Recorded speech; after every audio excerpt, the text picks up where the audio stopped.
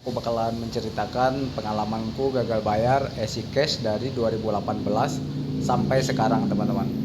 Jadi apa sih yang terjadi jika kita sudah gagal bayar selama itu? Mungkin video ini juga bermanfaat untuk teman-teman yang baru mau gagal Easy Cash atau yang udah gagal bayar juga. Nah, jadi Easy Cash ini dulunya limitnya nggak sebesar sekarang ya, teman-teman ya. Kalau sekarang itu limitnya sampai 50 juta. Kalau dulu limitnya itu hanya maksimal sampai dengan 3 juta. Nah, jadi dulu tenornya juga beda, teman-teman. Tenornya itu dulu 7 sampai 14 hari ya, paling lama itu cuma 30 hari. Sekarang itu sampai dengan 6 bulan ya. Jadi bedanya di situ jika kita gagal bayar. Nah, jadi di sini buat teman-teman yang mau gagal bayar, aku bakalan menceritakan pengalamanku pertama kali gagal bayar di aplikasi Easy Cash. Jadi pertama kali itu aku mau nyobain Easy Cash itu karena mau bayar kredit pintar ya. Karena benar dari kata-kata orang, kita gagal bayar gali lubang tutup lubang itu karena akhirnya menjadi banyak kayak gitu. Jadi di saat udah mau jatuh tempo kredit pintar, nah bingung mau bayar gimana ya kan. Mau pinjam duit ke teman itu susahnya minta ampun, teman-teman. Akhirnya aku mau ngajuin Easy Cash dan dikasih limitnya 500.000 hari itu. Nah, jadi karena udah 2 pinjol ya, aslinya ini banyak, teman-teman ya, merembet kemana-mana. Jadi aku ceritakan perihal gagal bayar di Easy Cash saja. Nah, karena waktu itu aku juga belum bisa membayar di aplikasi Easy Cash ya, akhirnya gagal bayarlah setelah 14 hari, teman-teman. Itu sehari sebelum jatuh tempo itu HP ku udah rame banget kayak gitu. Jangan ditanya lagi ramenya seperti apa, mungkin teman-teman sudah mengalami hal itu sendiri.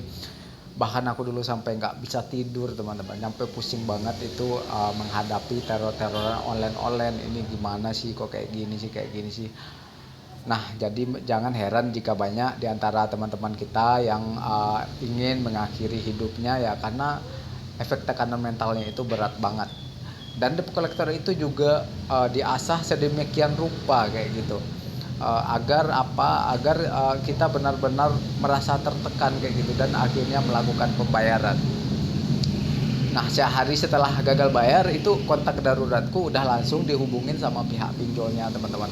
Bodohnya dulu aku di situ karena aku mencantumkan kontak real ya dari kakak aku sendiri dan akhirnya terjadilah cekcok di situ. Karena debt collector ini pintar.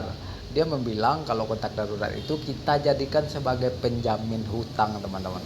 Jadi di situ banyak orang yang salah paham kenapa kok nomor dia dijadikan jaminan kayak gitu. Nah, jadi orang yang belum terbiasa dengan pinjaman online itu sudah pasti dia bakalan merasa risih atau apa, dan akhirnya mereka ikut-ikutan menekan kita juga seperti DC pinjol, teman-teman. Nah, apakah itu yang kalian alami? Silahkan aja komen-komen ya. Nah, setelah sehari, 2 hari, 3 hari itu akhirnya apa? Akhirnya aku mengajak kontak daruratku ini, aku bilang kalau nomor dia itu emang dicantumkan, tetapi saya mau membayar kayak gitu. Aku bilang aja alasan kayak gitu, walaupun aslinya aku udah nggak sanggup lagi dalam membayar aplikasi Easy Cash ini. Nah, di hari keempat itu dari debt collectornya sudah bilang mau datang ke rumah kayak gitu. Jadi banyak banget WA yang datang kalau dia udah Sherlock lah, dia udah di mobil lah. Mungkin teman-teman yang gagal bayar juga mendapatkan hal yang sama mungkin ya. Nah, di situ aku langsung drop lagi kayak gitulah. Ini gimana kalau beneran dia datang, gimana kayak gitu. Nah, akhirnya aku takut juga kayak gitu. Nah, karena udah hari terus berlalu, terus udah sehari 2 hari sampai seminggu itu yang katanya datang itu nggak datang, teman-teman. Dia nggak ada datang seperti yang ada di WA. Nah, itu benar karena yang dikejar itu jika kita gagal bayar itu adalah mental kita, teman-teman. Nah, seiring bertahannya waktu itu udah masuk 2 bulan, itu udah mulai tenang ya, teror-teroran WA-nya udah mulai jarang-jarang, teror teleponnya juga gitu. Bahkan aku sudah mau mulai ditawar-tawarin dibayar pokoknya aja. Nah, jadi jika Bapak mau melunaskan hanya dibayar pokoknya aja tanpa bunga kayak gitu. Nah, itu sudah sering aku bahas ya di video-videoku sebelumnya.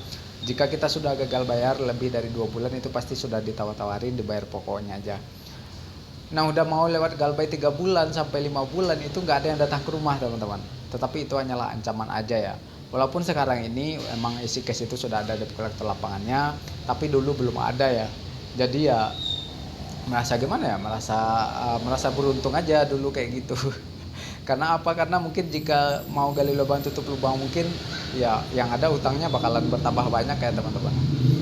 Nah setelah setahun 2 tahun, nah itu dulu sih mungkin data aku belum masuk dalam fintech data center ya.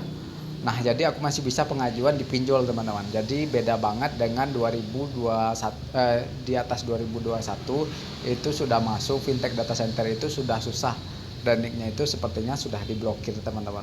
Jadi sudah nggak bisa ngajuin kemana-mana lagi, baik pinjol legal dan ilegal. Nah sampai sekarang sih nggak ada ini ya, nggak ada teror-teroran lagi, nggak ada yang datang ke rumah juga, dan nomornya itu juga sudah aku hapus ya teman-teman ya, udah aku matikan, dan aku nggak pakai nomor pinjol tersebut itu lagi. Nah sampai saat ini sih nggak ada apa-apa lagi ya, dari 2019 sampai 2024 sekarang itu nggak ada teror-teroran lagi, nggak ada WA lagi atau apa, atau melalui email, padahal emailnya masih aku pakai dan nggak ada yang email lagi sampai sekarang. Tetapi untuk tagihan itu terakhir kali aku lihat itu di tahun 2021 ya teman-teman ya, tetapi tagihannya masih tetap, dan itu stuk di 100% dari pokoknya. Nah itu pengalaman gagal bayarku di aplikasi EasyCash. Jadi bagaimana tanggapan teman-teman tentang pengalamanku? Apa kalian juga mempunyai pengalaman yang sama di aplikasi tersebut? Silahkan aja komen-komen. Nah itu saja yang bisa aku bagikan di video kali ini. Semoga mental teman-teman semua tetap aman ya. Bagaimanapun emang si utang itu harus dibayar, tetapi atas ketidaksanggupanku akhirnya apa? Akhirnya biarin aja dulu ya. Nah itu saja yang bisa aku bagikan di video kali ini. Ribuan terima kasih untuk teman-teman yang udah selalu nonton video ini. Akhir kata atas nama saya admin obrolan pinjol, dan sampai jumpa.